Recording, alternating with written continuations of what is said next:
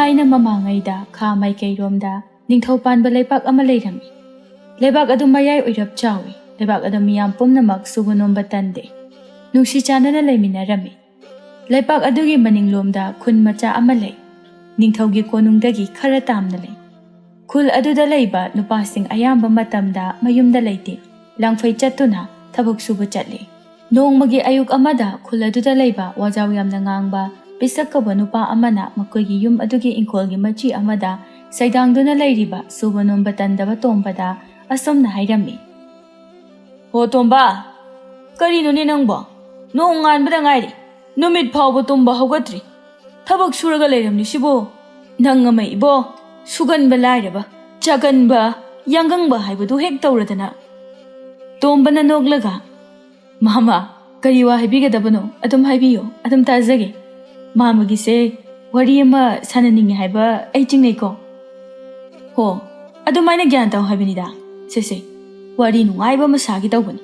Kaidawruni? Thabak suba haibasisu pongsuda suraga kanadabani. Waraga tokpani. Khara singna pangna nataba mawongle. Adugine aina nangbu tanage tawbanida. Tombana lebak tawna hairai. Mama, kari wafamno? Bisagna tapna, hey, sida amukta lakhon hi nangbo. Mi taba yaba wana tini hey, tapna haigene. Asumna kanna haimanbadagi tombado bisaki manakta changsalai. Bisagna tapna. Aikhoigi khul asidagi maning pangmuda khul ama leye. Kharadi lapna chale. Madugi khul aduda hadakti nangso langphai chatpa yawrusi haiduna haige tawbunine. Tombana icham chamna. Oh, yaye, kaisu kaidi tada. Adubu aidi migi lawebagi khulang sugadaba leiri. Hayang hangjit madumakti yawbo pharak tagadaba mali tada. Hera, migi khulangi paisaduna kayambu phangdoinora. Sese, aina hariba mafam ase achamba mafam nate. Sana lupa yamna phangba mafam. Nangna khara naha inkhalakpa haidu oire haiduna nangbo hawbunida. Kaimta kirunu. Aiga chatpabu karigi kigadawribano. Kibagi nate da mama. Sum ima sumasa kana ngamde. Aina amu thadok chatpado nungaitaba. Matam khara leiraga oina chatke khanba. Aduginida. Hoine, adusu chum. Ichebu khara phatribo. Adugi budi sidana ne hoi najan sing hoi leiri. Adum yengsin jajanida. Langphai chatlabadine khara shu kanagani ni bungo. Hoi mama, khara budi phari. Ai wakalamukta khalaki ye mama. Yengoi, nang ganamta da haidukpa yadeko. Aikhoigi awang thangbada sum chatlaga leiba mafam amani. Mafamdo mi amata leite.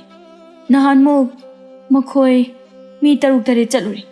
Mamangi tato masu yawi. Tombado ingangakna. Mama, mi somta leitaba mafamdudabu kari thabak sugadoribano. Bisakna noklaga. Haigine. Angang noina khangba khara watkani. Mafamado haira yamna pari. Leibak tawbada kolik firo sana lupa yawini he. Nangbu wafamase mingonda wa lawa yaba nateko. Aigi wadi khara thuna chatnanaba tawbana phai. Matam kuina thintharaga mina hankini. Handaktine aikhoi ani khak chasiko. Tomba wa kaisu khumde tumin lei makhatana magi thabak ado amuk sukre. Ngaihak leiraga tombadu chak thongnanaba chatkre. Chaksangda changduna chak thongge hotnaringai khul aduda leiba kabok lei kaubi tombobu yamna nungsijaba leisabi adu laklame. Kabok lei masag yamna phajaba nupi amandi natte. Adubu leikai aduda maram mokpada mabu namthubinaba kanasu leide. Masigisu magi magun amani. Kabok lei na mangolda hiptuna leiriba tombagi mamada sumna hai. Haima, ine, hakchang yam kakhalamedana. Saksu yam phajathoame tombagi mama phajatona noklaga. Haima, ichala idana lao kakhalo. Kadai chatlubano nangbo? Sidala ini. Ine bu chak charabo. Chadriye nabungna haujikta thongnanaba tawribani. Irang langjabi kabok leini. Chaksangda leiriba mi tananaba lawi. Haima, tatomba! Ho tatombo! Tatomba! Tombado thoraklaga. Karino ngang, chai chagiro ha. Ana ayeki manakta koilaw lorisibo. Phajatona noklaga. Haima, karino ꯑꯉꯥꯡꯗ ꯑꯗꯨꯃꯥꯏꯅ ꯍꯥꯏꯔꯤꯗꯨꯕꯣ? ꯀꯕꯣꯛꯂꯩꯗ ꯑꯃꯨꯛ ꯑꯣꯟꯁꯤꯜꯂꯒ, ꯕꯦꯝꯃ, ꯅꯪ ꯇꯥ ꯇꯣꯝꯄꯣꯛ ꯀꯧꯕꯕꯨ ꯀꯔꯤ ꯍꯥꯏꯒꯦ ꯍꯥꯏꯕꯅꯣ? ꯀꯕꯣꯛꯂꯩꯗꯣ ꯇꯞꯅ, ꯏꯅꯦ, ꯑꯩ ꯏꯟꯁꯥꯡ ꯃꯌꯥꯝ ꯄꯨꯔꯛꯄ, ꯑꯗꯨꯗꯅꯦ ꯇꯥ ꯇꯣꯝꯄꯣꯛꯅ ꯑꯃꯨꯛ ꯆꯥꯛꯇꯣ ꯊꯣꯡꯖꯤꯟꯈ꯭ꯔꯗꯤ ꯐꯔꯛ ꯇꯥꯔꯅꯤ ꯍꯥꯏꯗꯅ ꯄ꯭ꯔꯞ ꯄ꯭ꯔꯞ ꯀꯧꯕꯅꯤ꯫ ꯑꯁꯤ ꯍꯥꯏꯗꯨꯅ ꯃꯥꯅ ꯂꯥꯅ ꯌꯣꯝꯗꯨꯅ ꯄꯨꯔꯛꯂꯤꯕ ꯆꯥꯛ ꯏꯟꯁꯥꯡꯁꯤꯡ ꯑꯗꯨ ꯄꯨꯊꯣꯛꯇꯨꯅ ꯄꯤꯔꯦ꯫ ꯍꯩꯃꯥ, ꯑꯣꯟꯊꯣꯛꯅ ꯌꯥꯝꯅ ꯄꯨꯔꯛꯈ꯭ꯔꯦꯗ꯫ ꯏꯆꯥꯗꯤ ꯀꯔꯤꯒꯤꯅꯣ ꯑꯁꯨꯛ ꯌꯥꯝꯅ ꯄꯨꯔꯛꯂꯤꯕꯁꯤꯕꯣ? ꯇꯣꯝꯕꯅ, ꯑꯩꯗꯤ ꯃꯔꯝ ꯆꯥꯗꯅ ꯃꯤꯅ ꯄꯨꯔꯛꯄ ꯄꯣꯠ ꯆꯩꯁꯨ ꯀꯌꯥ ꯍꯩꯅꯗꯦ꯫ ꯐꯖꯇꯣꯟꯅ ꯃꯆꯥꯅꯨꯄꯥꯗ, ꯍꯩ, ꯌꯥꯔꯦ, ꯅꯪ ꯏꯃꯨꯡꯗ ꯊꯨꯅ ꯆꯪꯈ꯭ꯔꯣ ꯆꯠꯂꯣ꯫ ꯃꯤ ꯏꯆꯥꯅ ꯄꯤꯖꯅꯤꯡꯗꯨꯅ ꯄꯨꯔꯛꯄꯁꯤꯗ ꯆꯕꯦꯠ ꯆꯕꯦꯠ ꯍꯦꯛ ꯉꯥꯡꯉꯗꯅ꯫ ꯏꯅꯦ, ꯉꯔꯥꯡꯗꯣ ꯑꯩꯈꯣꯏ ꯏꯃꯥꯟꯅꯕꯤꯈꯩ ꯉꯥ ꯐꯥꯏꯌꯦ, ꯑꯗꯨꯒꯤ ꯉꯁꯤ ꯆꯥꯛ ꯆꯥꯅꯕ, ꯑꯗꯨꯒꯤ ꯆꯥꯛ ꯏꯟꯁꯥꯡꯅꯤ꯫ ꯑꯩꯈꯣꯏꯁꯨ ꯑꯝꯇ ꯆꯥꯗ꯭ꯔꯤꯌꯦ, ꯊꯣꯡꯕ ꯍꯦꯛ ꯂꯣꯏꯕꯒ ꯄꯨꯔꯛꯏꯅꯦ꯫ ꯑꯣ, ꯅꯣꯏ ꯇꯥ ꯇꯣꯝꯕ ꯑꯉꯥꯎꯕꯅ ꯉꯥꯡꯕꯁꯦ ꯁꯥꯎꯒꯅꯨꯀꯣ, ꯅꯪ ꯍꯦꯛ ꯆꯠꯈꯤꯕꯒꯅꯦ ꯃꯥꯅ ꯂꯣꯏꯅ ꯆꯥꯈꯤꯒꯗꯧꯔꯤꯕꯅꯤ꯫ ꯏꯅꯦ, ꯆꯥꯛꯁꯦ ꯃꯔꯝ ꯂꯩꯇꯅ ꯄꯨꯔꯛꯄ ꯅꯠꯇꯦ, ꯏꯅꯦꯒꯤ ꯍꯛꯆꯥꯡ ꯉꯝꯗꯦ ꯍꯥꯏꯕꯗꯨꯗ ꯑꯩꯅ ꯁꯨꯝ ꯄꯤꯖꯅꯤꯡꯗꯨꯅ ꯄꯨꯔꯛꯄꯅꯤ꯫ ꯑꯗꯨꯒ ꯇꯥ ꯇꯣꯝꯕꯒꯤ ꯁꯔꯨꯛꯁꯤꯗꯤꯅꯦ ꯍꯣꯔꯦꯟ ꯑꯩꯅ ꯊꯕꯛ ꯁꯤꯖꯤꯟꯅꯒꯦ ꯈꯜꯂꯒ ꯄꯤꯖꯒꯦꯅ ꯄꯨꯔꯛꯏꯅꯤ꯫ ꯍꯩ ꯁꯛꯊꯤꯕꯤ, ꯑꯩꯁꯤꯕꯨ ꯊꯕꯛ ꯌꯥꯝꯅ ꯂꯩꯇꯕ ꯃꯤꯗꯧꯅ ꯃꯤꯔꯦꯝꯅ ꯆꯠꯇꯕꯗꯣ ꯑꯩꯈꯣꯏꯗꯤ ꯁꯪꯗꯦ ꯁꯪꯗꯦ꯫ ꯏꯕꯨꯡꯉꯣ, ꯑꯝꯇ ꯉꯥꯏꯈꯣ, ꯀꯩꯗꯧꯒꯦ ꯅꯪꯕꯣ? ꯁꯤꯁꯦ ꯀꯔꯤ ꯊꯕꯛꯅꯣ ꯍꯥꯏꯌꯨꯁꯦ, ꯊꯥꯔꯛꯀꯦ ꯅꯕꯨꯡꯁꯦ, ꯍꯌꯦꯡꯂꯣ ꯍꯣꯔꯦꯟꯂꯣ ꯀꯔꯤ ꯊꯕꯛꯅꯣ? ꯏꯅꯦ, ꯑꯩꯈꯣꯏꯒꯤ ꯁꯤꯡ ꯈꯔ ꯈꯥꯏꯍꯟꯒꯦ ꯇꯧꯕꯅꯤ, ꯑꯗꯨꯒꯤꯅꯦ ꯉꯥ ꯊꯣꯡꯕ ꯄꯨꯔꯛꯏꯁꯦ, ꯍꯣꯔꯦꯟ ꯄꯥꯡꯒꯜ ꯀꯟꯅꯅꯕ, ꯑꯗꯨ ꯂꯣꯏꯔꯒ ꯏꯁꯤꯡ ꯁꯣꯛꯄ ꯆꯠꯄꯗꯁꯨ ꯁꯪꯍꯟꯗꯣꯏꯕ, ꯍꯜꯂꯛꯄꯁꯨ ꯑꯃꯨꯛ ꯏꯕꯥꯅꯤ ꯍꯜꯂꯛꯃꯤꯟꯅꯗꯣꯏꯕ꯫ ꯇꯣꯝꯕꯅ ꯑꯃꯨꯛ ꯅꯣꯛꯂꯒ, ꯏꯁ, ꯅꯁꯛ ꯈꯨꯊꯤꯗꯨꯒ ꯅꯪꯕꯨ ꯀꯅꯥꯅ ꯐꯥꯕꯤꯗꯣꯏꯕ? ꯍꯣꯏ ꯍꯣꯏ, ꯁꯤꯡꯗꯨꯕꯨꯗꯤ ꯑꯩ ꯈꯥꯏꯕꯤꯔꯒꯦ, ꯍꯣꯔꯦꯟ ꯏꯁꯤꯡ ꯁꯣꯛꯄꯗ ꯅꯪꯕꯨ ꯉꯥꯏꯕꯗꯨꯗꯤꯅꯦ ꯑꯩꯗꯤ ꯉꯝꯖꯔꯣꯏ, ꯃꯁꯛ ꯊꯤꯕꯤ ꯅꯨꯄꯤꯒ ꯆꯠꯃꯤꯟꯅꯕ ꯇꯜꯂꯤ, ꯀꯨꯆꯨ ꯃꯨꯕ ꯅꯨꯄꯤꯒ ꯆꯠꯃꯤꯟꯅꯕ ꯇꯜꯂꯤꯀꯣ꯫ ꯀꯕꯣꯛꯂꯩꯗ ꯐꯨꯛ ꯍꯧꯒꯠꯂꯒ, ꯀꯨꯆꯨ ꯃꯨꯕꯤ ꯑꯩꯅ ꯐꯥꯕ ꯉꯥ, ꯀꯨꯆꯨ ꯃꯨꯕꯤ ꯑꯩꯅ ꯊꯣꯡꯕ ꯆꯥꯛ ꯏꯟꯁꯥꯡꯁꯤꯁꯨ ꯆꯥꯕ ꯌꯥꯔꯣꯏ ꯑꯗꯨꯗꯤ?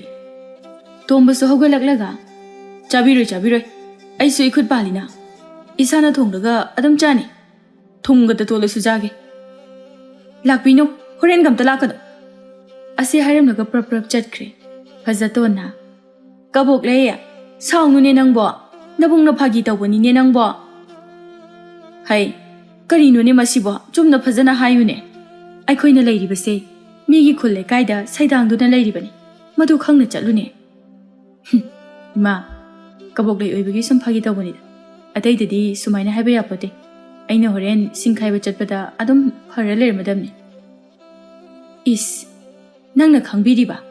ꯁꯥꯎꯕ ꯐꯔꯝꯗ꯭ꯔꯕꯗꯤ ꯀꯃꯥꯏꯅ ꯇꯧꯅꯤ ꯍꯥ? ꯑꯁ, ꯌꯥꯔꯦꯁꯦ, ꯂꯩꯕꯥꯛ ꯇꯧꯔꯨꯕꯒꯤ ꯋꯥꯅꯒ ꯋꯥꯕꯅꯤ꯫ ꯎꯁ, ꯉꯥ ꯊꯣꯡꯕꯁꯤꯗꯤ ꯍꯥꯎꯔꯅꯤꯗ, ꯏꯃꯥ, ꯆꯥꯔꯁꯤꯁꯦ꯫ ꯐꯖꯇꯣꯟꯗꯤ ꯇꯞꯅ ꯇꯞꯅ ꯆꯥꯔꯤ, ꯇꯣꯝꯕꯗꯤ ꯑꯃꯨꯛ ꯇꯣꯏꯕ ꯆꯥꯈꯣꯝ ꯆꯥꯎꯅ ꯀꯤꯠ ꯀꯤꯠ ꯅꯝꯂꯒ ꯆꯥꯔꯤ꯫ ꯇꯟꯖꯥꯗꯨꯗ ꯀꯕꯣꯛꯂꯩꯗꯣ ꯑꯃꯨꯛ ꯄ꯭ꯔꯞ ꯄ꯭ꯔꯞ ꯂꯥꯛꯂꯤ꯫ ꯁꯨꯃꯥꯡꯗ ꯆꯞ ꯂꯦꯞꯇꯨꯅ ꯂꯩꯔꯤꯕꯗꯣ ꯐꯖꯇꯣꯟꯅ ꯂꯩꯊꯣꯔꯛꯄꯗ ꯎꯔꯦ꯫ ꯍꯩꯃꯥ, ꯀꯕꯣꯛꯂꯩ, ꯀꯔꯤ ꯇꯧꯔꯦ?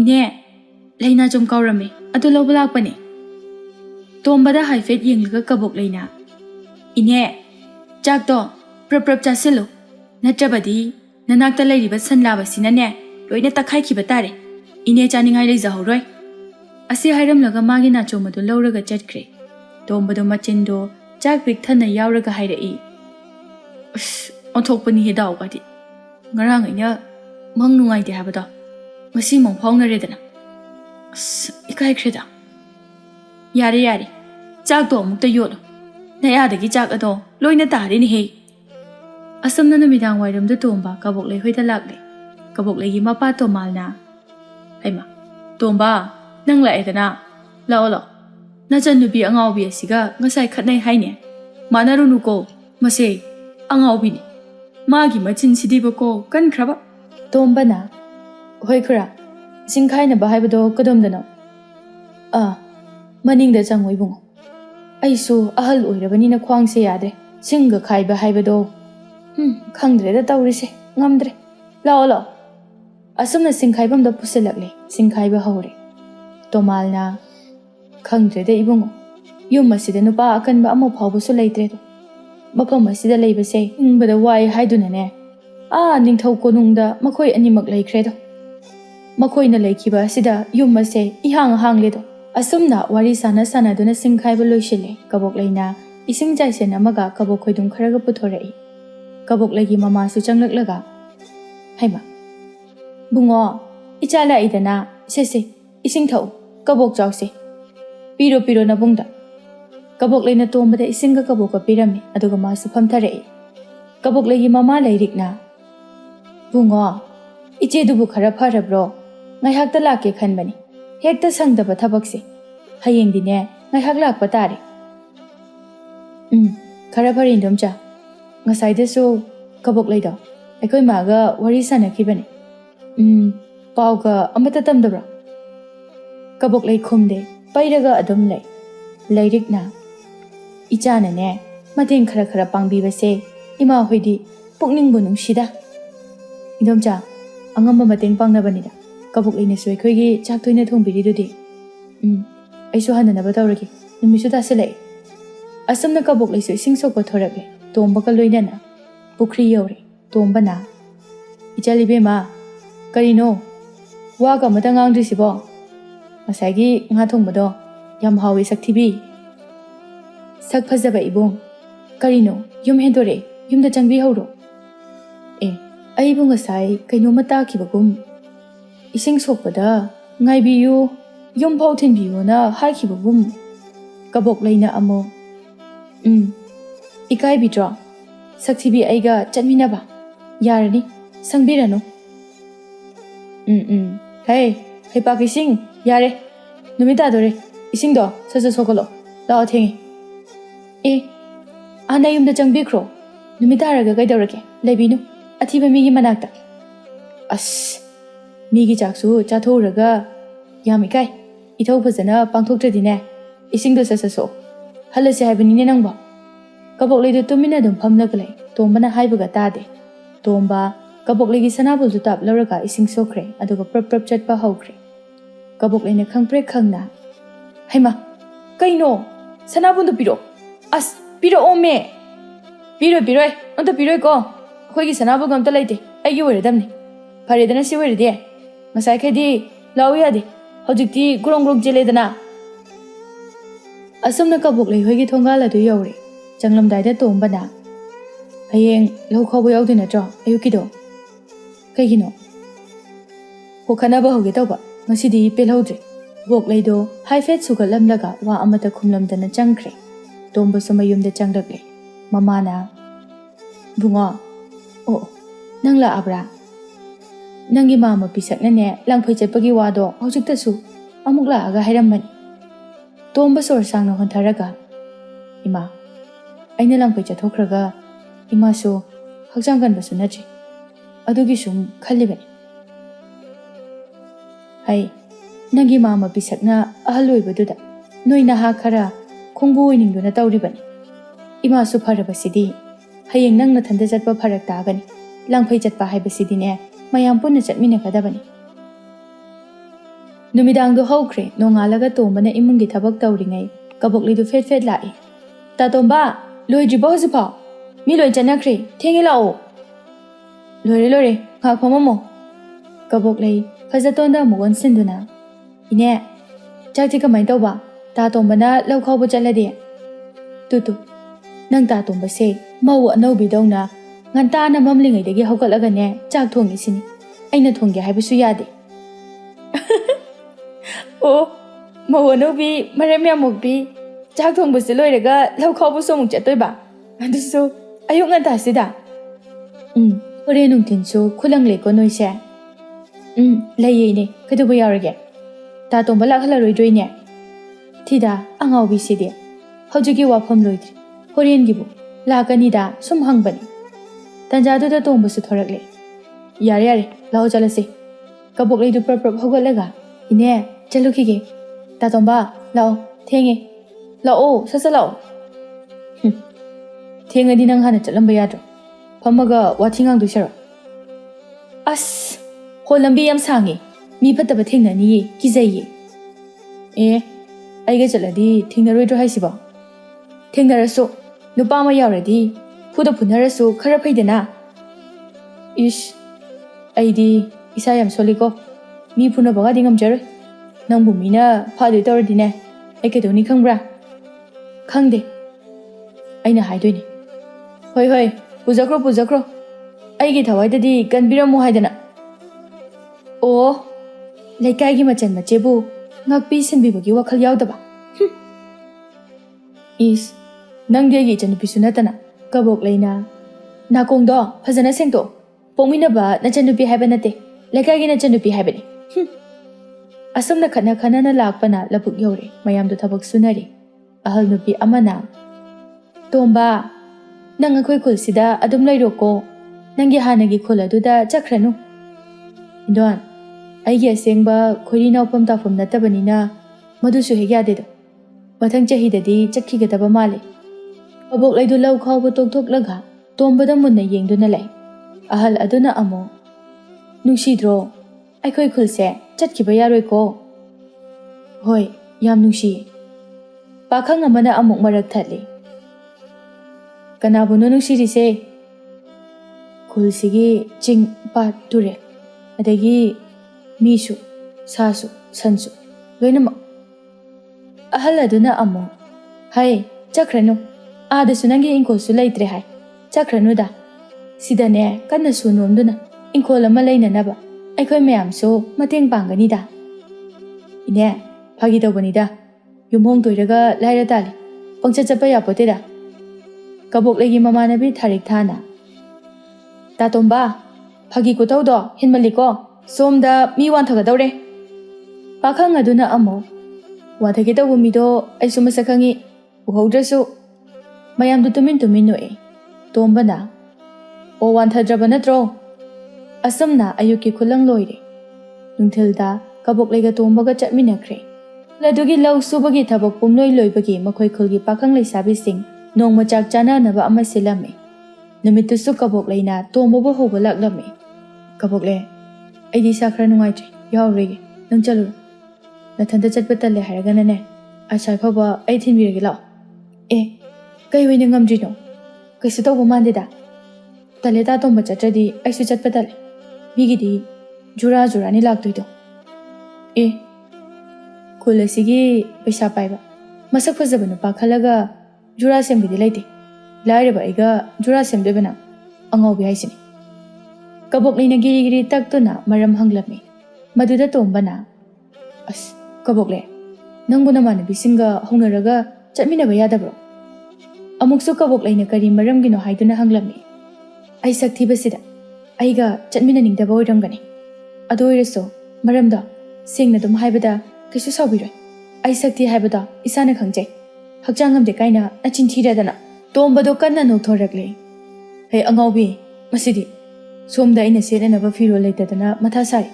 Aduga nangna khanjiliduga yam onare. Ichalibi maphazabi. Aigidine firol ani khaktani lairisi. Ama suringaida ama setpa. Ama do musuringaida ama musetpa. Ngarangdo suraga yumgi yena khagi polang khoktuda yanbada laushinba kauri. Makhada tarami mole. Adunga saina haiba kaidauge.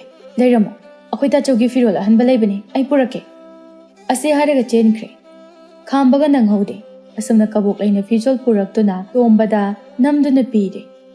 Haibagi wani kabok laina haiba wada tombana yadaba sungamde. Mathangi numitta isak laktuna tombada. Bungo. O tombao. Nangbo langphagi wafam dubu kari khalige. Haujikti lau singsu loinarabanina. Mi singse loina langphai chatnarani. Mi chatnadringai. Aikhoi hana chasidana. Kari sukirunuda. Mamagi matung inbabo. Yamna kana khrabajani. Aina hariba mafam ase. Hoi mama. Kai numita chase habano. Hoine. Adumna hayudana. Pare. Adudi hangchise. Ayuk anta chatnanaba tawrasiko. Namagidi kari sukhalun. Nane hoi. Nachal singsu leiridana. Tanja adada pisaki nupi chawbisu changlaklammi aduga haidai. Bungo. Tomba. Nangi mama se. Ahaldi oire haibabu. Langpai chatningba se handriye. Nungsidaba ama yawi. Kitang chatpada sadau thongi haiba mana. Hey. Taningde. Angang mama ngasida. ꯑꯁꯨꯝꯅ ꯃꯈꯣꯏ ꯋꯥꯔꯤ ꯁꯥꯟꯅꯔꯕ ꯃꯇꯨꯡꯗ ꯅꯨꯃꯤꯗꯥꯡ ꯋꯥꯏꯔꯝꯗ ꯇꯣꯝꯕ ꯄꯨꯈ꯭ꯔꯤ ꯃꯄꯥꯗ ꯐꯝꯗꯨꯅ ꯀꯕꯣꯛꯂꯩꯅ ꯏꯁꯤꯡ ꯁꯣꯛꯄ ꯂꯥꯛꯄ ꯉꯥꯏꯔꯝꯃꯤ꯫ ꯇꯣꯝꯕꯅ ꯎꯪꯗꯨꯅ ꯐꯝꯂꯤꯉꯩ ꯀꯕꯣꯛꯂꯩ ꯂꯥꯛꯄꯒꯤ ꯃꯈꯣꯜ ꯇꯥꯍꯧꯗ꯭ꯔꯦ꯫ ꯀꯕꯣꯛꯂꯩꯅ ꯇꯨꯡꯗꯒꯤ ꯈꯪꯍꯜꯂꯛꯂꯝꯃꯤ꯫ ꯌꯥ! ꯇꯣꯝꯕꯗꯨ ꯈꯪꯄ꯭ꯔꯦꯛ ꯈꯪꯂꯝꯃꯤ꯫ ꯑꯗꯨꯕꯨ ꯉꯁꯤꯗꯤ ꯁꯛꯊꯤꯕꯤꯁꯨ ꯍꯥꯏꯔꯛꯇ꯭ꯔꯦ, ꯑꯉꯥꯡ ꯂꯝꯍꯦꯟꯕꯤꯁꯨ ꯍꯥꯏꯔꯛꯇ꯭ꯔꯦ, ꯇꯨꯃꯤꯟ ꯂꯩꯈ꯭ꯔꯦ꯫ ꯀꯕꯣꯛꯂꯩꯁꯨ ꯇꯞꯅ ꯐꯝꯊꯔꯛꯂꯒ, ꯇꯥ ꯇꯣꯝꯕ, ꯀꯩꯗꯧꯔꯒꯦ? ꯍꯛꯆꯥꯡ ꯉꯝꯗ꯭ꯔꯕꯣ? ꯅꯠꯇ꯭ꯔꯒ ꯏꯃꯥ ꯃꯁꯥ ꯅꯨꯡꯉꯥꯏꯇ꯭ꯔꯕꯣ? ꯇꯣꯝꯕꯗꯨ ꯋꯥ ꯄꯥꯛꯅ ꯈꯨꯝꯗꯦ꯫ ꯀꯕꯣꯛꯂꯩꯁꯨ ꯇꯨꯃꯤꯟ ꯂꯩ, ꯋꯥ ꯃꯈꯥ ꯇꯥꯗꯦ꯫ ꯇꯣꯝꯕꯅ, ꯀꯕꯣꯛꯂꯩ, ꯑꯩ ꯍꯪꯆꯤꯠꯇꯒꯤ ꯂꯪꯐꯩ ꯆꯠꯄ ꯇꯥꯔꯦ꯫ ꯃꯇꯝ ꯈꯔꯗꯤ ꯌꯨꯝ ꯊꯥꯗꯣꯛꯄ ꯇꯥꯔꯦ꯫ ꯑꯣ, ꯑꯗꯨꯒꯤ ꯑꯣꯏꯔꯦ꯫ ꯀꯅꯥꯒ ꯆꯠꯇꯣꯏꯅꯣ? ꯃꯥꯃ ꯄꯤꯁꯛꯀ꯫ ꯑꯁ, ꯃꯁꯤꯒꯤ ꯃꯕꯨꯛ ꯐꯠꯈꯤꯗ꯭ꯔꯕ ꯍꯅꯨꯕꯁꯤꯒ ꯌꯥꯝ ꯁꯥꯎꯅꯤꯡꯉꯤꯗ꯫ ꯑꯩꯗꯤꯅꯦ, ꯂꯝꯁꯥꯡ ꯆꯠꯃꯤꯟꯅꯕ ꯌꯥꯝ ꯅꯨꯡꯉꯥꯏꯇꯦ ꯍꯥꯏꯅꯩ꯫ ꯑꯍꯜꯈꯩꯅ ꯃꯕꯨꯛ ꯌꯥꯝ ꯐꯠꯇꯦ ꯍꯥꯏꯕꯅꯦ ꯑꯁꯤꯁꯦ꯫ ꯀꯩꯁꯨ ꯇꯧꯔꯤꯗ꯫ ꯑꯗꯣ ꯏꯃꯥꯗꯣ ꯈꯔ ꯈꯔ ꯌꯦꯡꯁꯤꯟꯕꯤꯌꯨꯀꯣ꯫ ꯍꯣꯏ, ꯍꯥꯏꯗ꯭ꯔꯁꯨ ꯑꯗꯨꯝ ꯌꯦꯡꯗꯧ ꯂꯩꯔꯤ꯫ ꯀꯌꯥꯝ ꯀꯨꯏꯕ ꯈꯣꯡꯆꯠꯅꯣ? ꯈꯪꯗꯦ꯫ ꯑꯩ ꯂꯩꯇ꯭ꯔꯗꯤ ꯅꯪ ꯀꯅꯥꯒ ꯂꯧꯕꯨꯛꯇ ꯄꯦꯔꯨꯛ ꯍꯦꯛꯄ ꯆꯠꯃꯤꯟꯅꯅꯤ? ꯅꯃꯥꯟꯅꯕꯤꯒ ꯆꯠꯂꯨꯀꯣ, ꯉꯥꯎꯁꯤꯟꯅꯔꯝꯒꯅꯨꯀꯣ꯫ ꯀꯕꯣꯛꯂꯩꯗꯨ ꯍꯥꯏꯐꯦꯠ ꯁꯨꯒꯠꯂꯒ, ꯏꯁ, ꯂꯧꯁꯨ ꯂꯣꯏꯔꯦ, ꯂꯧꯕꯨꯛ ꯆꯠꯇ꯭ꯔꯁꯨ ꯌꯥꯔꯦ꯫ ꯐꯤ ꯁꯥꯔꯒ ꯂꯩꯗꯣꯏꯅꯤ ꯌꯨꯝꯗ꯫ ꯄꯦꯔꯨꯛꯄꯨ ꯆꯥꯔꯁꯨ ꯌꯥꯏ, ꯆꯥꯗ꯭ꯔꯁꯨ ꯌꯥꯏ꯫ ꯆꯥꯅꯤꯡꯉꯒꯅꯅꯦ ꯑꯩꯈꯣꯏ ꯃꯥꯗ ꯍꯦꯛꯍꯜꯂꯒ ꯂꯣꯏꯔꯦ꯫ ꯑꯩꯗꯤꯅꯦ, ꯏꯃꯥ ꯏꯄꯥ ꯂꯩꯌꯦ, ꯉꯥꯎꯁꯟꯅꯔꯨꯏ꯫ ꯂꯪꯐꯩ ꯆꯠꯄ ꯅꯪꯅꯦ ꯑꯩꯅ ꯄꯥꯈꯠꯂꯤꯁꯦ꯫ ꯏꯊꯟꯇ ꯆꯠꯄꯁꯨ ꯅꯠꯇꯦ, ꯑꯍꯜꯈꯩꯒ ꯆꯠꯇꯣꯏꯁꯤꯗꯤ꯫ ꯑꯩꯈꯣꯏꯁꯨ ꯋꯥꯔꯛ ꯋꯥꯇꯦꯝꯕꯤꯅꯕ ꯌꯥꯎꯔꯤꯌꯦ ꯆꯠꯇꯣꯏꯁꯦ꯫ ꯏꯁꯤꯡꯗꯣ ꯁꯣꯛꯎꯔꯣꯗꯅ ꯆꯠꯂꯁꯦ꯫ ꯌꯥꯝ ꯆꯠꯅꯤꯡꯉꯗꯤ ꯆꯠꯂꯣ ꯆꯣ, ꯀꯩꯅꯣ ꯈꯪꯗꯦ꯫ ꯃꯇꯝ ꯈꯔꯗꯤ ꯂꯥꯞꯅꯔꯅꯤ ꯍꯥꯏꯗꯅ ꯑꯩꯅ ꯁꯨꯝ꯫ ꯋꯥꯗꯣ ꯃꯈꯥ ꯇꯥꯔꯛꯇ꯭ꯔꯦ꯫ ꯇꯣꯝꯕꯅ ꯑꯃꯨꯛ, ꯑꯩꯅ ꯁꯨꯝ ꯀꯩꯗꯧꯔꯒꯦꯕ? ꯌꯨꯝꯗ ꯅꯪ ꯍꯜꯂꯛꯇ꯭ꯔꯦꯅ ꯅꯣꯏ ꯄꯥꯕꯒ ꯏꯃꯥꯒꯅ ꯆꯩꯕꯤꯔꯅꯤꯕ꯫ ꯀꯕꯣꯛꯂꯩꯅ ꯑꯃꯨꯛ ꯍꯥꯏꯔꯛꯏ꯫ ꯌꯥꯝ ꯉꯜꯂꯤꯌꯦ, ꯀꯩꯁꯨ ꯆꯩꯔꯣꯏ꯫ ꯑꯁꯨꯝꯅ ꯃꯈꯣꯏ ꯑꯅꯤ ꯅꯨꯃꯤꯠꯇꯨ ꯌꯥꯝ ꯀꯨꯏꯅ ꯋꯥꯔꯤ ꯁꯥꯟꯅꯔꯝꯃꯤ꯫ ꯂꯪꯐꯩ ꯆꯠꯀꯗꯕ ꯅꯨꯃꯤꯠꯀꯤ ꯑꯌꯨꯛ ꯉꯟꯇꯥꯗꯅꯤ ꯀꯕꯣꯛꯂꯩꯒꯤ ꯃꯄꯥ ꯇꯣꯃꯥꯜꯗꯨ ꯂꯥꯛꯂꯝꯃꯤ꯫ ꯍꯩ, ꯇꯣꯝꯕ, ꯏꯆꯥꯕꯨ ꯊꯧꯔꯥꯡ ꯂꯣꯏꯔꯕꯣ? ꯍꯣꯏ ꯃꯥꯃ, ꯁꯣꯝꯗ ꯂꯦꯡꯁꯤꯟꯕꯤꯔꯣ꯫ ꯀꯗꯣꯝ ꯃꯥꯏꯀꯩꯗꯅꯣꯅꯦ ꯅꯈꯣꯏꯅ ꯆꯠꯀꯗꯧꯔꯤꯕꯁꯤꯕꯣ? ꯃꯥꯃꯥ, ꯑꯩꯈꯣꯏ ꯈꯨꯜꯒꯤ ꯑꯋꯥꯡ ꯊꯪꯕ ꯃꯥꯏꯀꯩꯔꯣꯝꯗꯅꯦ ꯍꯥꯏ꯫ ꯆꯠꯅꯅꯕ ꯊꯧꯔꯥꯡ ꯂꯣꯏꯔꯦ꯫ ꯐꯖꯇꯣꯟꯅ ꯃꯆꯥꯕꯨ ꯃꯅꯝ ꯅꯝꯕꯤꯗꯨꯅ ꯃꯀꯣꯛꯇ ꯅꯥꯟꯊꯕꯤꯔꯝꯃꯤ꯫ ꯕꯨꯡꯉꯣ, ꯂꯥꯏ ꯇꯤꯟ ꯐꯖꯅ ꯈꯨꯔꯨꯝꯃꯨꯀꯣ, ꯇꯦꯛꯇ ꯀꯥꯏꯗꯅ ꯍꯜꯂꯛꯄ ꯑꯣꯏꯌꯨ꯫ ꯑꯁꯨꯝꯅ ꯆꯠꯅꯅꯕ ꯊꯣꯔꯛꯂꯦ꯫ ꯊꯣꯡꯒꯥꯜꯗ ꯀꯕꯣꯛꯂꯩꯗꯨ ꯄꯣꯠꯌꯣꯝ ꯑꯆꯧꯕ ꯑꯅꯤꯒ ꯂꯩꯔꯝꯃꯤ꯫ ꯄꯤꯁꯛꯅ, ꯍꯩꯃꯥ, ꯀꯕꯣꯛꯂꯩ, ꯅꯪꯕꯨ ꯈꯪꯉꯤꯅꯦꯍꯦ, ꯄꯣꯠꯌꯣꯝ ꯑꯆꯧꯕꯗꯨꯒ꯫ ꯅꯠꯇꯦ ꯅꯪꯕꯨ ꯂꯪꯐꯩ ꯆꯠꯄ ꯌꯥꯎꯔꯒꯦ ꯍꯥꯏꯕ꯭ꯔꯣ? ꯑꯩꯈꯣꯏ ꯑꯅꯤꯗꯒꯤꯗꯤ ꯅꯪꯒꯤꯅ ꯍꯦꯟꯈ꯭ꯔꯦꯅꯦꯍꯦ ꯄꯣꯠꯌꯣꯝ ꯑꯗꯨ ꯆꯥꯎꯕ꯫ ꯇꯣꯝꯕꯗꯨ ꯈꯔ ꯂꯩꯊꯍꯧꯔꯦ ꯀꯕꯣꯛꯂꯩꯒ ꯋꯥꯔꯤ ꯁꯥꯟꯅꯅꯕ ꯍꯥꯏꯗꯨꯅ꯫ ꯀꯕꯣꯛꯂꯩꯅ ꯄꯣꯠꯌꯣꯝ ꯑꯅꯤꯗꯨ ꯇꯣꯝꯕꯗ ꯄꯤꯔꯒ ꯍꯥꯏꯔꯛꯏ꯫ ꯁꯦ, ꯑꯆꯥ ꯑꯊꯛꯀ ꯐꯤꯔꯣꯜ ꯈꯔꯒꯅꯦ꯫ ꯌꯥꯝꯃꯟꯈ꯭ꯔꯦ, ꯑꯁꯨꯛ ꯌꯥꯝꯅ꯫ ꯀꯕꯣꯛꯂꯩꯗꯨ ꯀꯞꯊꯣꯛꯈ꯭ꯔꯦ, ꯑꯗꯨꯒ ꯍꯥꯏꯔꯛꯏ꯫ ꯑꯩ ꯌꯨꯝꯗ ꯆꯪꯉꯒꯦ, ꯐꯖꯅ ꯆꯠꯂꯨꯔꯣ꯫ ꯑꯁ꯭ꯋꯥꯏ ꯐꯥꯎꯕꯗꯪꯗꯤ ꯊꯤꯟꯕ ꯌꯥꯎꯕꯤꯌꯨꯗꯅ꯫ ꯑꯁꯤ ꯍꯥꯏꯔꯒ ꯇꯣꯝꯕꯅ ꯀꯕꯣꯛꯂꯩꯗ ꯂꯩ ꯅꯥꯆꯣꯝ ꯑꯃ ꯄꯤꯔꯝꯃꯤ꯫ ꯀꯕꯣꯛꯂꯩꯅ, ꯑꯩ ꯂꯥꯛꯑꯝꯗ꯭ꯔꯗꯤ ꯂꯪꯐꯩꯗ ꯊꯦꯡꯅꯕ ꯅꯨꯄꯤ ꯑꯃꯗ ꯄꯤꯒꯦ ꯍꯥꯏꯅ ꯊꯝꯃꯤꯔꯣ? ꯉꯔꯥꯡꯁꯨ ꯄꯤꯕ ꯌꯥꯏ꯫ ꯇꯣꯝꯕ ꯅꯣꯛꯂꯒ, ꯅꯪ ꯁꯣꯏꯗꯅ ꯂꯥꯛꯀꯅꯤ ꯍꯥꯏꯕꯗꯣ ꯑꯩꯅ ꯈꯪꯕ꯫ ꯍꯣꯔꯦꯟꯗꯒꯤꯗꯤ ꯏꯁꯤꯡ ꯁꯣꯛꯄ ꯁꯪꯕꯤꯅꯕꯁꯨ ꯂꯩꯔꯔꯣꯏ, ꯑꯩꯕꯨ ꯁꯛꯊꯤꯕꯤ ꯍꯥꯏꯕꯤꯅꯕꯁꯨ ꯂꯩꯔꯔꯣꯏ꯫ ꯑꯩꯉꯣꯟꯗꯁꯨ ꯇꯥ ꯇꯣꯝꯕ ꯀꯧꯕꯤꯕꯗꯣ ꯃꯇꯝ ꯈꯔꯗꯤ ꯇꯥꯔꯣꯏ꯫ ꯑꯩ ꯑꯃꯨꯛ ꯍꯜꯂꯛꯈꯤꯗꯣꯏꯁꯤꯗꯤ꯫ ꯁꯨꯝꯅ ꯇꯣꯝꯕꯒ ꯄꯤꯁꯛꯀ ꯂꯪꯐꯩ ꯆꯠꯈ꯭ꯔꯦ꯫ ꯑꯌꯨꯛꯀꯤ ꯆꯥꯛꯇꯨ ꯀꯕꯣꯛꯂꯩꯅ ꯃꯈꯣꯏꯗ ꯊꯣꯡꯂꯒ ꯐꯖꯇꯣꯟ ꯈꯣꯏꯗ ꯊꯤꯜꯂꯛꯂꯝꯃꯤ꯫ ꯑꯗꯨꯒ ꯃꯈꯣꯏ ꯑꯅꯤ ꯆꯥꯃꯤꯟꯅꯔꯦ꯫ ꯑꯁꯣꯝꯗꯅ ꯄꯤꯁꯛꯀ ꯇꯣꯝꯕꯒ ꯋꯥꯔꯤ ꯁꯥꯔꯗꯨꯅ ꯆꯠꯄ ꯂꯦꯞꯇꯦ꯫ ꯄꯤꯁꯛꯅ, ꯇꯣꯝꯕ, ꯑꯩꯈꯣꯏ ꯑꯅꯤꯅ ꯍꯧꯖꯤꯛ ꯆꯠꯂꯤꯕ ꯃꯐꯝ ꯑꯁꯦ ꯀꯩꯁꯨ ꯌꯥꯝꯅ ꯂꯥꯞꯄ ꯃꯐꯝꯗꯤ ꯅꯠꯇꯦ꯫ ꯑꯗꯨꯕꯨ ꯃꯐꯝ ꯑꯁꯦ ꯃꯤ ꯑꯃꯠꯇ ꯇꯥꯗꯕꯅꯤ꯫ ꯅꯪꯅꯗꯤ ꯈꯪꯗ꯭ꯔꯤꯕ, ꯆꯠꯂꯤꯕ ꯃꯐꯝꯁꯦ ꯁꯅꯥ ꯂꯨꯄꯥ ꯊꯣꯛꯄ ꯃꯐꯝꯅꯤꯅꯦ ꯅꯪꯕꯣ꯫ ꯅꯍꯥꯟꯃꯨꯛ ꯑꯩꯁꯦ ꯏꯊꯟꯇ चꯠꯄꯅꯤ, ꯆꯍꯤ 5-6ꯀꯤ ꯃꯃꯥꯡꯗ ꯃꯗꯨꯗ ꯊꯦꯡꯅꯈꯤꯕ ꯃꯐꯝꯅꯤ꯫ ꯅꯪꯁꯨ ꯋꯥꯕꯗꯨꯗ ꯅꯪꯒꯤꯁꯨ ꯈꯔ ꯀꯥꯟꯅꯅꯕ ꯍꯥꯏꯗꯨꯅ ꯑꯩꯅ ꯅꯪꯕꯨ ꯍꯧꯕꯅꯤꯗ꯫ ꯍꯌꯦꯡ ꯅꯨꯡꯊꯤꯜꯒꯨꯝꯕ ꯍꯥꯏꯔꯤꯕ ꯃꯐꯝ ꯑꯗꯨꯗ ꯌꯧꯕ ꯌꯥꯏ꯫ ꯃꯥꯃꯥ, ꯑꯩꯗꯤ ꯂꯪꯐꯩꯁꯦ ꯑꯃꯨꯛꯇ ꯆꯠꯇ꯭ꯔꯤ꯫ ꯑꯗꯣ ꯃꯤꯁꯨ ꯑꯝꯇ ꯂꯩꯇꯦ ꯍꯥꯏ꯫ ꯀꯔꯤ ꯊꯕꯛꯅꯣ ꯁꯨꯗꯣꯏꯁꯤꯕꯣ? Nahanmu aina chatpa matam adudadi aise thabak suningai amata phangkhide mi su yamna su chatpa moidi thabak loina phangnakhre firol chana thaknanaba adagi kollik loina phangnakhre aigidi thabak amata leitri moidi hanakhre madudagidi aise yumda halaroi haidana chap yungna lepkhre masidi kanararoi haidana ainane komjaw ma tawbanidana maduda firol sana lupase hekta leirambagi wanise madu puraklaga ngasi phawba kairaga charaklibasini ni bungo asum chalakpana numita salakadawre pisakna ibungo tomba numisata salakadawre ne horen numidangi aikhoigi tumpham yarek pham haifetang sem hausi asumna makhoina sem saba loire numita jingaida chaba yaba khara charammi pisakna no fet tawraga nangi di kabok laina onthokna yamna pirakhreda tombado haifet ikairami aduga kabok laina pirakpa chini totlaba chempa khara ado pisakta piraga hairami mama mahau yengbiyo numitu mahaukhre mathangi numita amuk hanna khongsanaba tawrami numit yungba matungda makhoina hainariba mafam adu yauri haira makhal suna hauri lamhangoina pakna santoktuna leikhre ngayak potharaba matungda pisakna hairai ibungo tomba matamse thinthaba yade thabak ase haurasi masigi ihang hangba mafam ase masi hekta tawba haurasi la tombado lebak tawba haukre pisakti dap khaktani thabakti sude tombana kanna tawri pisakna masigi mafam ase lebak asigi ningthongno phawba khangdaba mali mana khanglabadi lairiba sana lupa mayam se mana loina lawkhigadoriba nangi mama aise araiba mi nate ne chahi ama ani asida aigi pangal ase mayeng khara tabagi tawbanida hanadi ithanda chatlamlibani masidagi phanglakpa kollik sana lupa singado kaira ga charibani kaidawni thabak wana sururaga kharasu nungaiba lambi thigadabani asumna wa adum ngangduna leire tombasu phana yamna le muklu thana lebak adu tawrami mamal yamlaba kollik khara thengnarami madu hek ubaga pisakto prap krong manungda kumtharaklami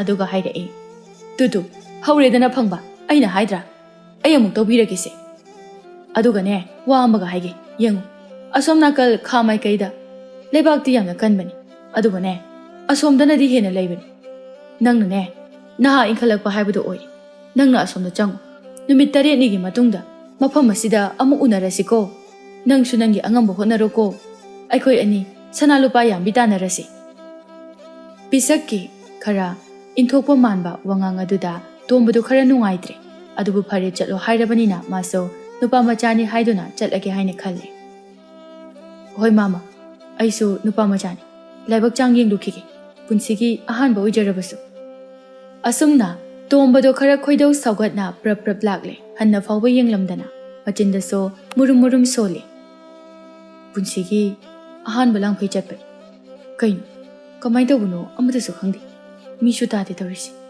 mama bisakse mabuk phatte haibado aidi thajadabani adubu chumidana asum chatlambadagi chap leplaga koyeng yengi aduga amuksu hairai aina laklibase phanadi sangese numisu tasilakadawri uwa so mata haude pungkoko ine kari karamba mafam no shiba hais mama bisakna lehobo mafam adudi haira upambi phana yamdi haw aina lakliba lambi somdadi jiba amu phawo udese numisu tasilakadawre aduna tombado mathwai khara wajarami machi marum oiba jaga thiba oina yamna kanna chatlami khara chatlaga lapna yamna wangwa chingdol amada khangpok sangmanba karino ma mahakna urami hais karino ada leirisibo khangpok sangumba malida masi prap changsinduna yenglage asumna ihang hangwa mafam aduda karigumba ama ubaduda thauna ama lakpagumna tombado chenbu chatpoi tawri mafam adu yauri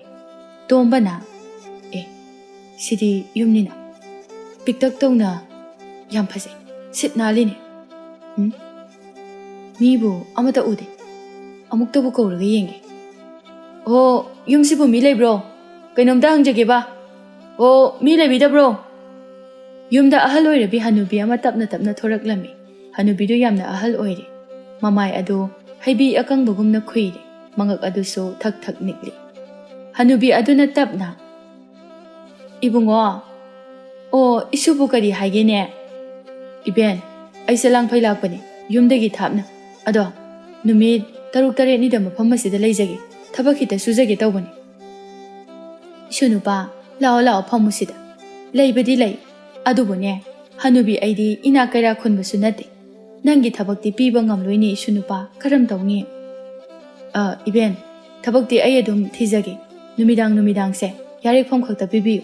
Chana thaknana basu, aina adum puzara iye, leifam duta pinabiyu. Asumna haina duna tombado hanubigi mayum maduda leibada yanare. Numidang do, ahala duna chak thongke tawbada, tombana. Iben, aigi jempak yaura iye, masiwina chaminarase. Ngasidi aisu yamna ware, hayingdagidi ay thongbirage. Isu di kari ming kauba, kari khuldagi no. Iben, aigi ming tombo kawe, ay thangnaba khula sidagini. Ado Iben, nasu kari numata hangjage. Kari wano, hangune. Iben, aina phana sangna lakpasida maphamase. Yum amata taba urakte. Iben gi yumse masikakta ui. Mi atai kanamta leijisibu. Ahala do chempak charambadagi chap leptuna yamna nungaitaba maithong amada laikre. Wa amata ngangde. Mamita mapi ira chenduna pi oro taduna hik launa kapkre. Ahala dugi matawaduda tombado wa makha takidre. Tumin pothanakre. Nongalaga tombana ayuk ngantana chak ising thonglaga ahala duga chaminare. Tombana thabak suba chatnanaba prap hotna jaba matawaduda ahala duna ingna tapna haire. Isu nupa, yengoi, nangna haujik chatpada kanagadaba maikai take. Yum masidagi panglap laptab, kha maikai pangna chat. Mafam aduda hainau pambi ama hauban. Pambi adugi makhong aduwaida. Adum laibak tawba haur. Maduda phanglakpa khudingmak nangi oijaro. Asumna hanubiduna takpagi matung inna tombado chatkre. Ahaladuna haiba mafam adu yaure. Karinune, mama pisaknaso laibak tawbagi wahai. Ibenaso laibak tawhai. Ahalamana haibanina karino madalerangan. Fare, laibak chang yenglage. Yamna kanna tawthadrabasu irailaina khazikak tawbada sanalopa kolle firol mayam ama phangle. Maduda ingak-ngakna tombana. Karino tawrishiba? Ay Ibengi manakta prap chatlage. Tombado prap lagle. Iben, kadomda lege. Haima, kaidawre, nangdi prap hala adi. Iben, aina ngakwa ama leire. Sanalupa singsibu kanagino. Hayang mapuna laklaga amo, aybu pharabadi, ay amo hana, laibak tawba ngamjararoi. Amukta sengna haibiyu. Isagi humang mamal natana, ay di pamjade. Ahaladuna tapna. Lao, hana irumay thajaruru. Adugane, kona tapna hairage. Asumna irumay thajaraba loiraba matungda ahaladuna. Isudi, sakna marol ama phajariba, maram yamna moiba. Iben, mafam asibu mishu amata leite. Laibak tawraga, sanalupa phi mayam ama phanglisibu. Adugi shu mathakta, aiga lakminaba mama amagi, aina kum tawbibadasu. As, magidi yam wai, yam luthana tawi. Sanalupa di phangde, koli khara di phangi. Karino tawrishiba, ay ingangai Iben. Humang mamanna suraga hingjaba pami. Ahaladuna sor sangna hontharaga. Chummi. Mafamase mi amata tade. Yumsu aigi yumasi khaktani. Matam mamada mafamase apikpa khul ama oirami. Suba nomba kanba khul amani. Nongmagi numita khul ase thawdok ama leibagidama numit kharani watlingai matamdagi hauna. Hau suduna cheng khaiduna cheng khapa tawrami. Nungsida matamdo aina naha oiring. Chahi kuntra mathoigi mau oiringai matamdani. Aikhoi phau suminariba mau leisabising wari sanarami. Handaki cha khangbasidi mi yamdori. Cheng khaibase numit kayani muk changkhini. Hayeng kadi loirado tawrisiba. Amana amuk hairei. Hayeng di loiba yai. Tanjaduda nupa ama cheng khairiba sing adugi manakta changlaklaga. Itaima, sumbal se kita handokpiyuba ai kainumte yengzagiba. Asumna nupa aduna phau suriba sumbal ado khara thaidoklaga yengi aduga hairei. Mayam, masigi ahoba makhulase. Nahan aikoina phau suba numitudagi adum leire. Cheng khaibagi chengkup taba, cheng taba singada hekta leiramde. Ahoba makhulasidagi akoibada sit nanduna leiramdi bisibu. Nupa amana amo. Horen numidangda lang thaksi. Aduga kari jibano haibado yenglisi. Hanubiduna makha taraklami. Asumna hainaduna numidang ado lang thaklami. No ngalaga lang aduda linnama. Lang aduda thuram. Madudagidi lang ado kairi. Lin ado chingkhalagli. Pa ani ahum na lang ado kaibani makoy na lawraklami. Hey, masigi lin sidi yamna sangin he. Sanggoy sida chandre. Sese, chingthok sise, kayam sangi yeng sise. Amana amo. Ush, sangi he sidi. Sumang da su chandre, kamay tawni. Chandragana thangnaba yum asida amuk thamdase. Aladuna amuk tombada asumna lin adugi maramda hairaklami. Lin ado sum tingthokpagi loiba nairamde. Sum tingthokpagi loiba suknai nairamde. Yum thangnaba yum adudasu thamba chande. Adudagidi sum tingthoklakpada khul adugi yum khudingmakta yawi. Thampham leirakraduna upai leitri. Somda lin adusu loiba naidi. Tingthoknabasu leiri. Asumna tawribadoda numita silakadawri. Adunane lin ado kakthatli. Angakpani. Lemhauriba. Lainungda lehoriba lin matek ado nong khongbagumna ahoba makhol amaga loinana grong grong lauraga changkhre. Madugi matungda khulgi ahal amana asumna haire. Ngaiko, masidi mawong amani. Masigi aikogi khul asima pik thanba lin ase achamba oigani thajade. Haujikmu ahoba makhol asida thadakisi. Aduga lale haijasi. Yamna sukiru tada kaisu tawroi. Sese, lin asigi masa ase aikoi khul asigi mioi khudingmakna thonglaga charasi. Adu oirabadi aikoina ngamlabani kaisu tawroidabani. Ahal aduna mo makha taraklami. Asumna khul asida leiriba nahasingna lin adu thongli. Aigi nupa amasung pikliba ichasu yaw. Ainadi haijaki. Nupa lin chabado yawbirun. Angangsu pizaroisi. Chapikhranu. Ngarang dine mangyamna nungaite. Hera kaisu tawroida. Kuiroi. Khul mayamgi thongmaninane ngayak yawrukhigi. Nang sima pakhatkibasima. Mang haibasidi mangni karino. Asi hairamlaga aigi nupado. Aigi icha nupabu puduna chatkre. Numidangi matam yawraklabada. Nupa macha ama anina.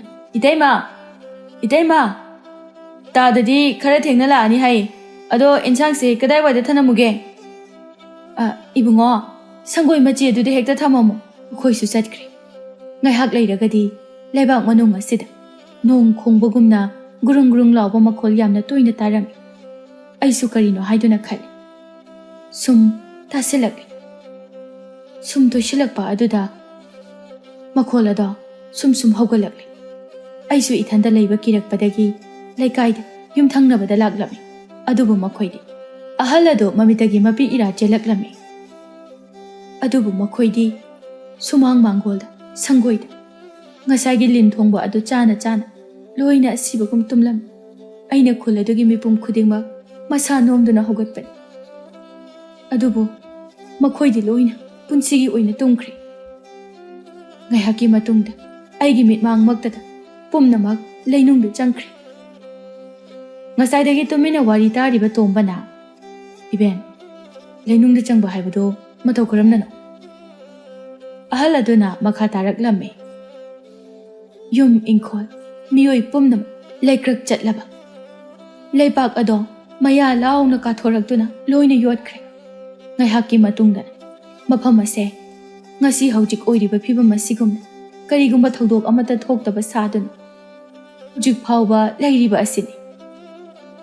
Ibengi yum asidi matau karamna soktribana. Aisu khangni lin athongba thamlamba aigi sangoi adudi lekrak manungda changkhre. Iben lebak asigi ningthaugi manaising nongbata phauba mafam asida yingsinba lakidabra. Ibena sukuiba matamda wana lelaklibasibu lakti laklamba jani. Adubu mi kanasu leitaba maram aigi yumdi yawrakhidre. Kanasu leiramlaroi haiduna makhoina khanba jani. Ahal adu kaple aduga hairakhi. Aina yamna wana ngaisaki.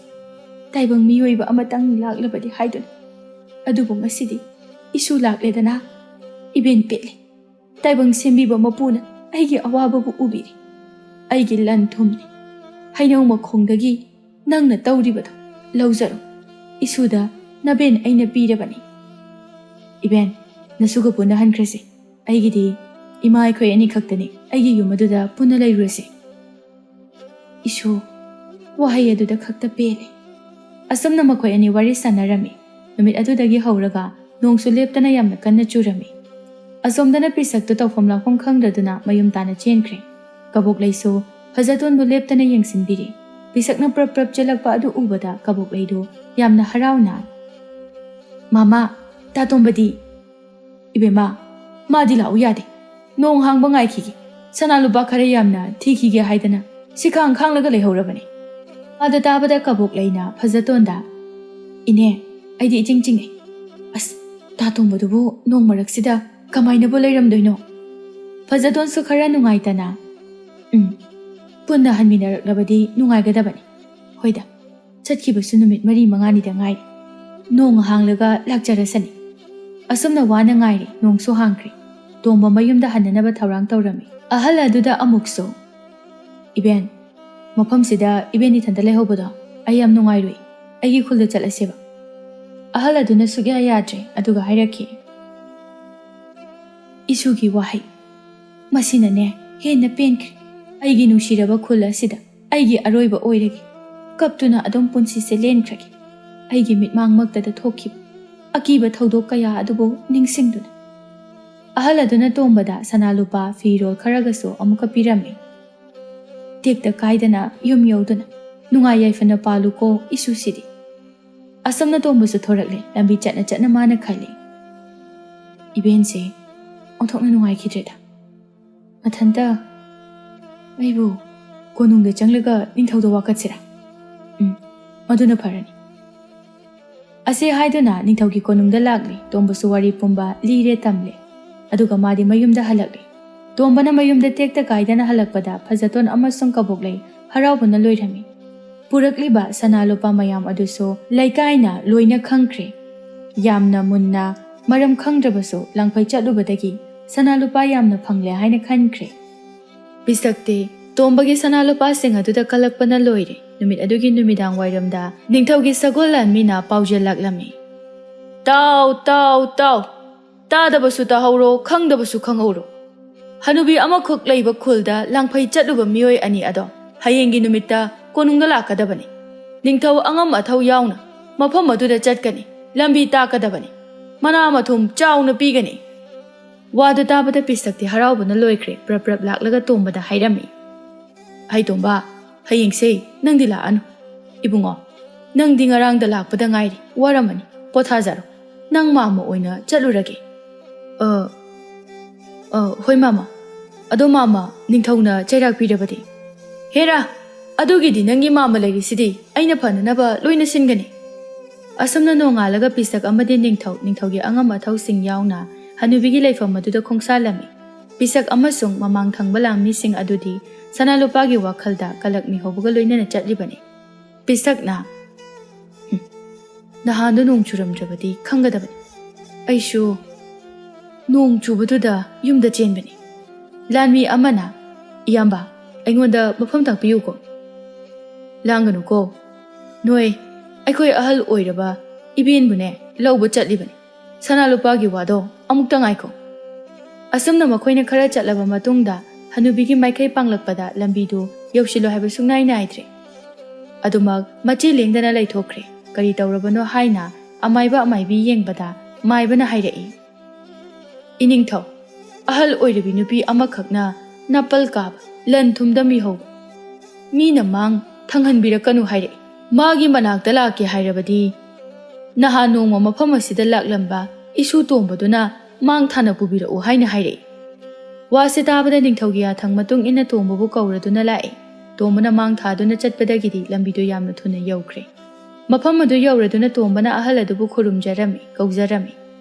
ꯑꯗꯨꯕꯨ ꯈꯨꯝꯂꯛꯈꯤꯗ꯭ꯔꯦ ꯃꯥꯏꯕꯅ ꯀꯔꯤꯅꯣ ꯈꯔ ꯌꯦꯡꯂꯕ ꯃꯇꯨꯡꯗ ꯍꯥꯏꯔꯛꯈꯤ ꯏꯅꯤꯡꯊꯧ ꯑꯩꯈꯣꯏꯅ ꯂꯧꯕ ꯂꯥꯛꯂꯤꯕ ꯑꯍꯜ ꯑꯁꯤꯗꯤ ꯃꯥꯗꯤ ꯁꯤꯈꯤꯕ ꯀꯨꯏꯔꯦ ꯅꯤꯡꯉꯝꯗꯅ ꯆꯥꯛꯅ ꯇꯥꯏꯕꯪ ꯃꯤꯑꯣꯏꯕ ꯑꯃꯠꯇꯕꯨ ꯂꯥꯛꯂꯕꯗꯤ ꯍꯥꯏꯗꯨꯅ ꯉꯥꯏꯖꯔꯝꯕ ꯑꯣꯏꯕꯖꯥꯠꯅꯤ ꯑꯁꯨꯝꯅ ꯋꯥ ꯇꯥꯅꯔꯕ ꯃꯇꯨꯡꯗ ꯀꯣꯅꯨꯡꯗ ꯑꯃꯨꯛ ꯍꯜꯂꯛꯂꯦ ꯀꯣꯅꯨꯡꯗ ꯐꯖꯇꯣꯟꯒ ꯀꯕꯣꯛꯂꯩꯒꯁꯨ ꯂꯩꯔꯝꯃꯤ꯫ ꯅꯤꯡꯊꯧꯅ ꯍꯥꯏꯔꯤꯕ ꯊꯧꯗꯣꯛ ꯑꯁꯦ ꯆꯍꯤ 100ꯃꯨꯛꯀꯤ ꯃꯃꯥꯡꯗ ꯊꯣꯛꯈꯤꯕ ꯊꯧꯗꯣꯛꯅꯤ꯫ ꯑꯩꯒꯤ ꯏꯄꯥꯅ ꯋꯥꯔꯤꯗꯤ ꯂꯤꯕꯤꯔꯝꯃꯤ꯫ ꯃꯤ ꯑꯃ ꯐꯥꯎꯕ ꯍꯤꯡꯗ꯭ꯔꯦ ꯍꯥꯏꯕꯤꯔꯝꯃꯤ꯫ ꯃꯤ ꯇꯥꯗ꯭ꯔꯕꯅꯤꯅ ꯑꯩꯁꯨ ꯆꯠꯇꯨꯅ ꯌꯦꯡꯁꯤꯜꯂꯨꯗ꯭ꯔꯦ꯫ ꯐꯔꯦ, ꯑꯍꯜ ꯑꯗꯨꯒꯤ ꯑꯔꯣꯏꯕ ꯃꯊꯧ ꯃꯉꯝ ꯍꯌꯦꯡꯃꯛ ꯄꯥꯡꯊꯣꯛꯂꯁꯤ꯫ ꯏꯕꯨꯡꯉꯣ ꯇꯣꯝꯕ, ꯅꯪꯒꯤ ꯏꯆꯝ ꯆꯝꯕ ꯅꯥꯄꯜ ꯌꯥꯎꯗꯕ ꯃꯑꯣꯡ ꯃꯇꯧ ꯑꯗꯨꯒꯤꯗꯃꯛ ꯅꯪꯕꯨ ꯊꯥꯒꯠꯂꯤ꯫ ꯅꯪꯒꯨꯝꯕꯗꯤ ꯑꯇꯥꯡꯕꯅꯤ꯫ ꯑꯩꯒꯤ ꯏꯆꯥꯅꯨꯄꯤ ꯑꯁꯦ ꯅꯪꯉꯣꯟꯗ ꯄꯤꯔꯒꯦ꯫ ꯇꯣꯝꯕ ꯀꯔꯤꯁꯨ ꯈꯨꯝꯗꯦ꯫ ꯀꯕꯣꯛꯂꯩꯗꯤ ꯇꯥꯕ ꯉꯝꯗ꯭ꯔꯗꯨꯅ ꯃꯃꯤꯠꯇ ꯃꯄꯤ ꯏꯔꯥ ꯆꯦꯟꯗꯨꯅ ꯄ꯭ꯔꯞ ꯄ꯭ꯔꯞ ꯊꯣꯛꯈ꯭ꯔꯦ꯫